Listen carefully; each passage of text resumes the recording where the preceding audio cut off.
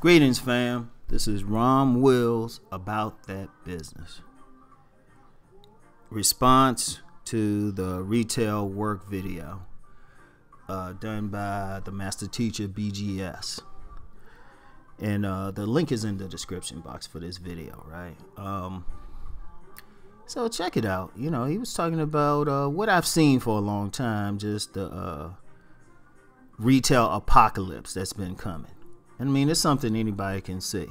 And, you know, if you talk with retail workers or you know anybody, and we all know a retail worker, and most of us have worked retail at one time, you can see it's declining. You got several stores closing. Major stores are closing. Malls are in decline. Like my local mall, I'm walking through there, and there are several empty stores, several empty spaces. If they had better traffic, I'll be looking at them for a store. Because as I'm going to get into, you can still make money. You can still make money. But it's a real thing. Well, these big stores, and what's killing them, well, two things are killing, like, these big malls, right? Two things are killing them. One is e-commerce. You know, people can order. They can, from their living room, they can order like anything they need, especially if they know what size they generally wear. And that's becoming a big thing.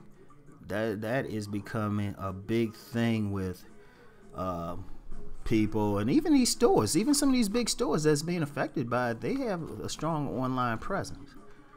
You know, it's easier, and what's going to come about, it'll be easier for some of these big stores to just get a warehouse somewhere, put their clothes in, and let people just order from it. It's actually more efficient because they don't have to have as many people do it. You could literally, instead of having a big old store with maybe 200 employees, you can have a warehouse with maybe about a good 20. And with automation, shoot, you might not need that many. Because, hey, shoot, that's another thing that's been affecting this whole retail thing. And now, you know, check out the video in the link. Because the master teacher really goes into, you know, all of these factors. But, see, my thing is, I see things coming, and I'm thinking about how to survive it. That's my nature. I'm like, all right, where's the opportunity? Where's the opportunity in this? And I see a big opportunity. And, oh yeah, real quick before I get into that, I said two things. I don't want to go too much off on a different direction. But that second thing is, some of these malls are just dangerous. And maybe I need to do a second thing. Because you know, you got, I'll just say, elements in these malls that make them people not likely to shop them. Because I know of instances of some malls in my local area where, you know, you could get robbed in the parking lot or something. Real talk. So anyway, though, you know, getting back to the regular conversation, personally, I think retail is just going to change. It's going to survive, but one, it's not going to be there for people to just to get that quick job anymore. Or, you know, some young kid to get some job, say, well, you know, you could at least work retail. And that includes, as the master teacher pointed out, fast food. That's really retail. The food industry is connected heavily with the clothing industry. And that's becoming automated. So it's just like, all right, what can we do? What can we do? Well, I'm going to tell you what's going to happen, and this is the only way to really survive it. The thing is, people, as much as they are, you know, ordering stuff online, people still want to get out more. People still want to get out, even millennials. They still want to get out. The thing is, what they're going out for. See, one of the things that's killing a lot of these retail stores, they're carrying a lot of product that people don't really need or want, especially young people. They carry a lot of bullshit, really. Trust me, I know. They carry a lot, many things that people ain't gonna buy. You got a lot of brands out there that people don't wear. So it's like, it's kind of unwieldy.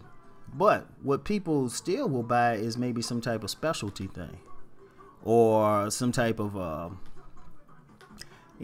dealing specifically, like I don't know, like video games or something. They still gonna buy video games. So if you got a store doing that, fine, you're gonna still get some traffic. Or say you have a clothing line. That's always my favorite, using a clothing line. In fact, I'll use that as an example of how someone can survive. The t-shirt example. Now with the t-shirts, right? Say you have a spot in the mall, right? Say it's not getting traffic. But the thing that's unique, the thing with it is you have to make your product unique. So these t-shirts ain't just like putting some image on there, some pop culture image on there, but it has a specific design. And I actually seen a store like this in a local mall. Everything in there is specific to that brand. It's like an outlet store almost. And it's very small, but they got shoes with the brand name on it, shorts, sunglasses, everything in there. But it has a brand name. That's one of the things. If you have a brand name, you're going to have to do. You're going to have to really push it. Now, a store like that, even if if it's in a mall, it's going to have to do more to get traffic, because as the big stores fall out and stores leave, the traffic, just ordinary traffic coming in. What a small retail store has to do to survive it, or a small retailer, you selling any product, you got the store. All right, so you have that there. Now, because of declining traffic, you might not make a lot of money with the store itself, maybe just enough to pay the employees.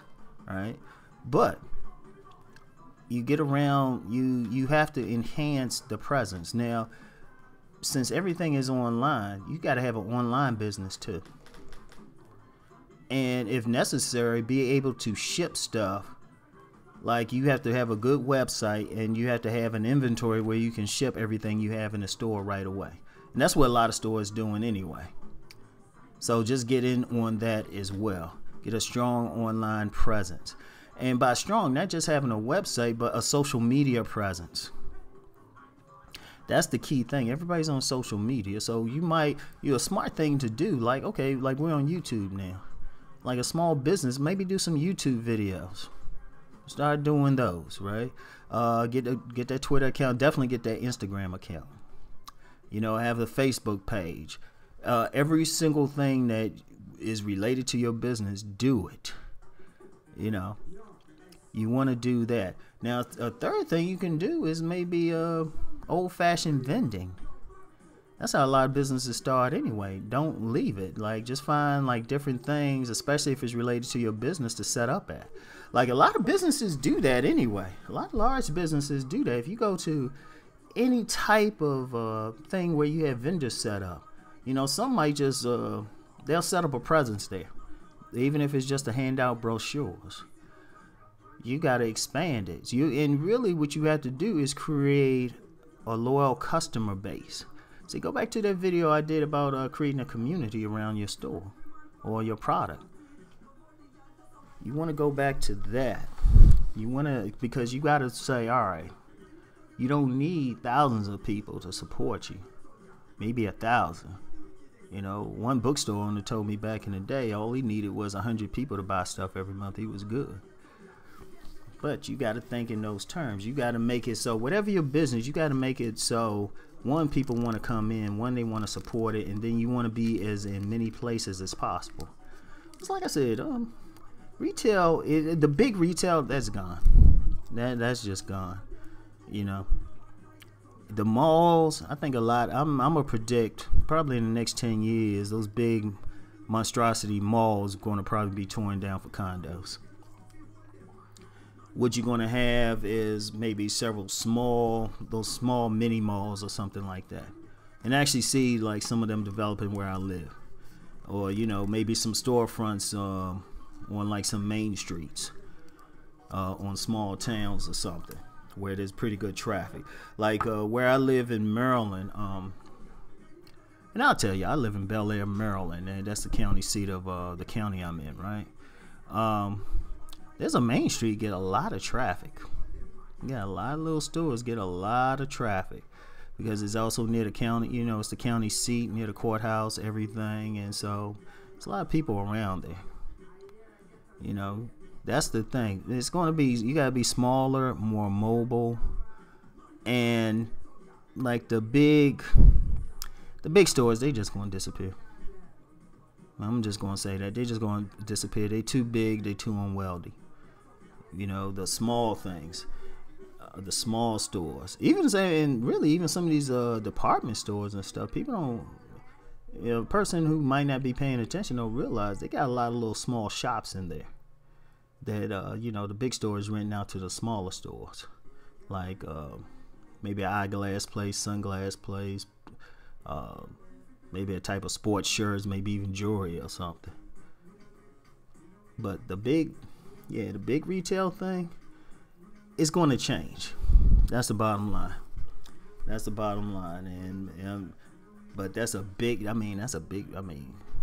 sector. But you can adapt if you have a good product, good customer service, and you're willing to really work the net, social media, and willing to go out and do some vending and get out there to go different places.